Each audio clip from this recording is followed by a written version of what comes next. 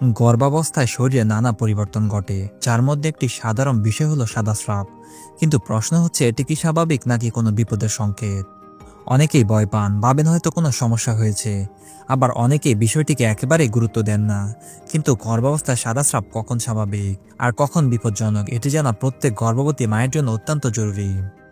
আজকের এই ভিডিওতে আমরা জানব গর্ভাবস্থায় সাদা স্রাব কেন হয়, কোন সাদা স্রাব স্বাভাবিক, কখন সাদা স্রাব বিপদের লক্ষণ, চিকিৎসকের কাছে কখন যাবেন এবং আমাদের করণীয় কি। তো চলুন ভিডিওটি শুরু করা যাক।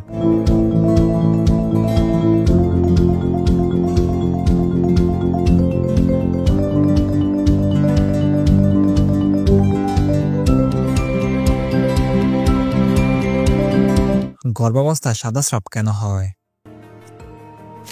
গর্ভধারণের পর থেকে নারীদের শরীরে অনেক ধরনের হরমোনাল পরিবর্তন হয়। বিশেষ করে ইস্ট্রোজেন ও প্রোজেস্টেরন হরমোনের বৃদ্ধি যোনির চারপাশের গ্রন্থিগুলোকে বেশি সক্রিয় করে তোলে। এর ফলে সাদা, স্বচ্ছ বা হালকা হলুদাভ স্রাব নিশ্চিত হয়। সাদা স্রাব জরায়ুর প্রাকৃতিক প্রতিরক্ষার ব্যবস্থার একটি অংশ।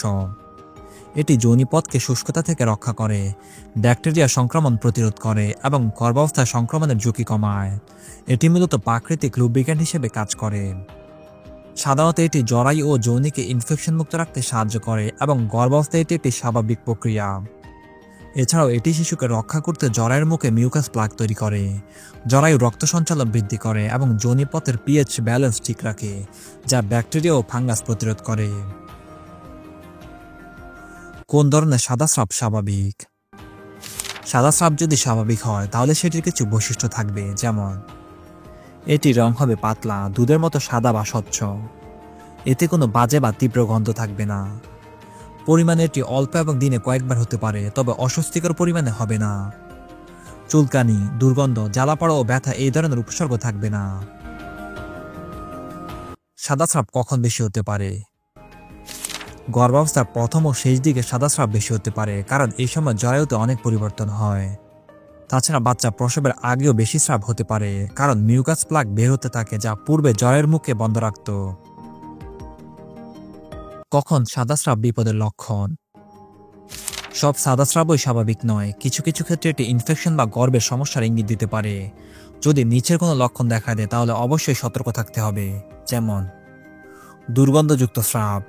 এটি ব্যাকটেরিয়াল ভ্যাজাইনোসিস, যৌনরোগ বা সেক্সুয়াল ট্রান্সমিটেড ডিজিজের লক্ষণ হতে পারে। স্রাবের রং পরিবর্তন। যদি স্রাব হলুদ, সবুজ, বাদামি বা ধূসর রঙের হয় তবে এটি ইনফেকশনের লক্ষণ হতে পারে। ঝিল্লির মতো ঘন বা দইয়ের মতো স্রাব। এটি ইস্ট ইনফেকশন বা ফাঙ্গাস ইনফেকশনের লক্ষণ। স্রাবের সাথে যোনিতে চুলকানি, জ্বালাপড়া বা ব্যথা, গায়ে জ্বর আসা। স্রাবের সঙ্গে ব্যথা বা রক্তপাত হলে এটি গর্ভপাত বা জরায়ুর জটিলতা নির্দেশ করতে পারে, যা তাৎক্ষণিক চিকিৎসার প্রয়োজন। বিশেষ সতর্কতা: গর্ভাবস্থায় যদি সাদা স্রাবের সাথে রক্ত মিশ্রিত থাকে বা পিরিয়ডের মতো বৃষ্টির মতো বয়ে যায় তাহলে গর্ভপাত বা জরায়ুর ইনফেকশনের লক্ষণ হতে পারে। এক্ষেত্রে দেরি না করে চিকিৎসকের কাছে যেতে হবে। কখন চিকিৎসকের কাছে যাবেন? গর্ভাবস্থায় সাদা স্রাব স্বাভাবিক হলেও নিচের লক্ষণগুলো থাকলে দ্রুত চিকিৎসকের পরামর্শ নেওয়া উচিত, যেমন অত্যাধিক স্রাব হওয়া, যেমন কাপড় ভিজে যায়, গন্ধযুক্ত বা হলুদ সবুজ রঙের স্রাব, চুলকানি, জ্বালাপড়া বা ব্যথা থাকা, সাদা স্রাবের সঙ্গে রক্ত বের হওয়া। একটি গুরুত্বপূর্ণ পরীক্ষা হলো, যদি স্রাবের কারণে প্রতিদিন অন্তর্বাস পরিবর্তন করতে হয় তাহলে চিকিৎসকের পরামর্শ নেওয়া উচিত। প্রতিরোধ ও করণীয়: গর্ভাবস্থায় ইনফেকশন এড়াতে এবং সাদা স্রাব নিয়ন্ত্রণ রাখতে কিছু সতর্কতা মেনে চলা জরুরি। পরিষ্কার পরিচ্ছন্নতা বজায় রাখুন। প্রতিদিন পরিষ্কার পানি দিয়ে যোনি ধুয়ে নিন। সুগন্ধিযুক্ত সাবান বা স্প্রে ব্যবহার করবেন না, কারণ এগুলো পিএইচ ব্যালেন্স নষ্ট করে ইনফেকশন বাড়াতে পারে। কটনযুক্ত অন্তর্বাস পরুন, যা ঘাম বা আর্দ্রতা কমাতে সাহায্য করবে। সঠিক খাবার খান, যেমন দই বা প্রোবায়োটিক, যা ইনফেকশন প্রতিরোধে সাহায্য করে। যৌন মিলনের পর পরিষ্কার হন, কারণ এতে ইনফেকশনের ঝুঁকি থাকে।